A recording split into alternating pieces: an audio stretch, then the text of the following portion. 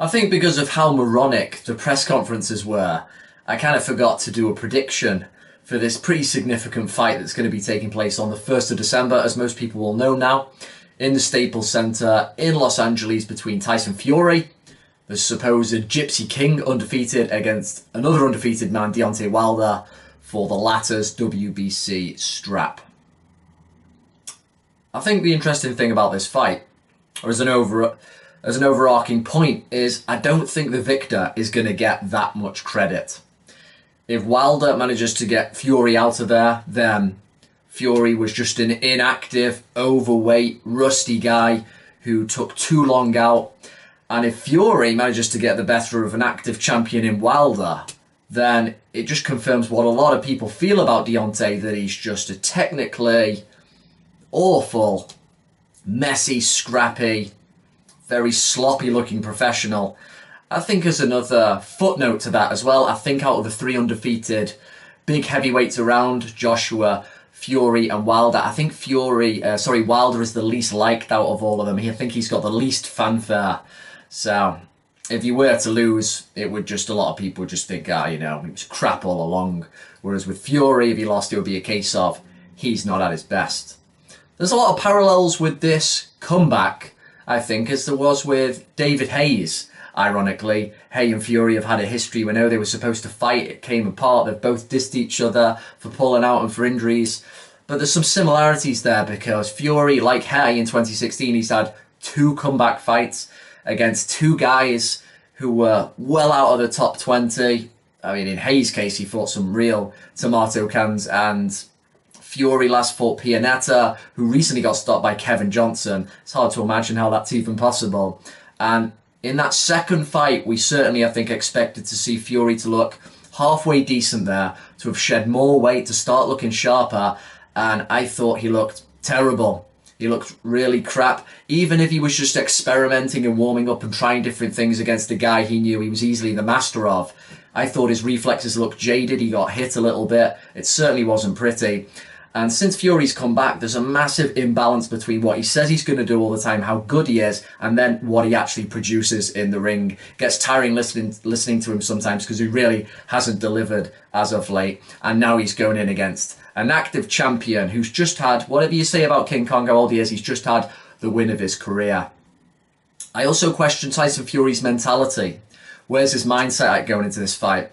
I know he loves the limelight. Boxing has been a route to help him get out of his depression, which is great.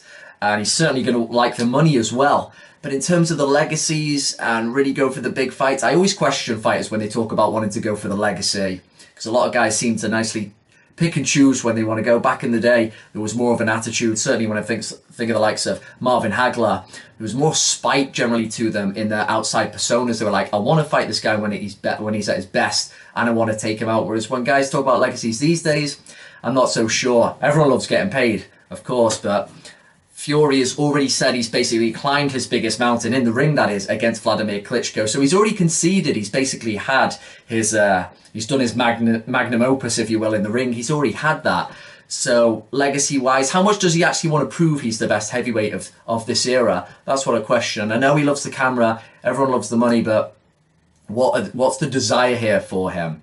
He might not exactly need the biggest motivation to defeat someone like Wilder, who doesn't seem, all that. Certainly some weaknesses, but, it's a point there to consider.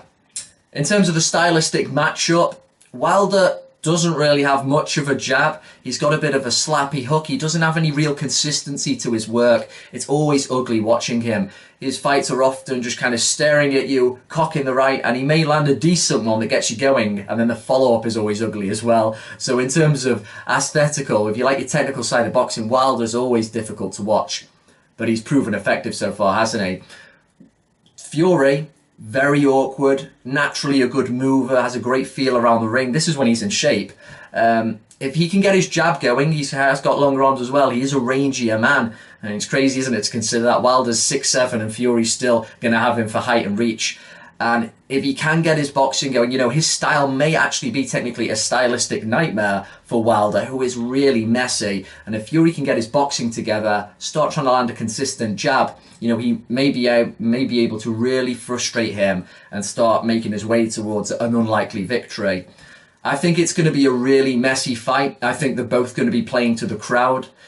Frustrating. There might be some fouling. As I say, I do envision a scrappy fight here. I don't think it's going to be pretty to watch.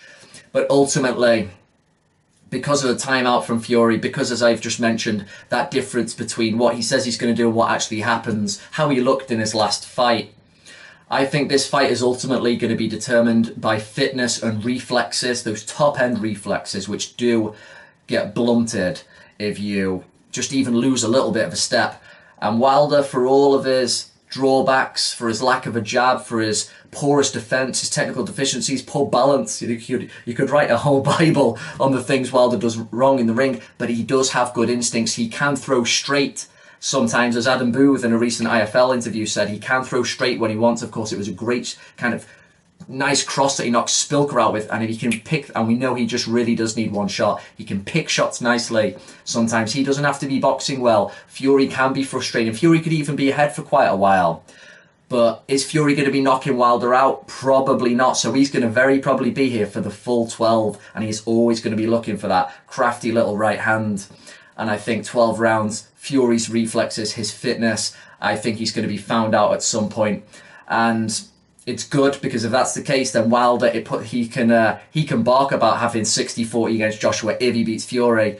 And for Fury, it finally gets to shut him up, because he has been going off on one recently. If he manages to win, that's pretty awesome. It's very unlikely. It doesn't reflect well on Wilder if that's the case. As I say, I think either man isn't really going to get much credit. But as things stand, I've got to go with the fresher man, who is the active guy, the man who hasn't let his body rot, and I think has more of a reason to win as well than Tyson Fury does. I'm expecting Deontay Wilder to take the Gypsy King out via stoppage or knockout around the mid to the late rounds.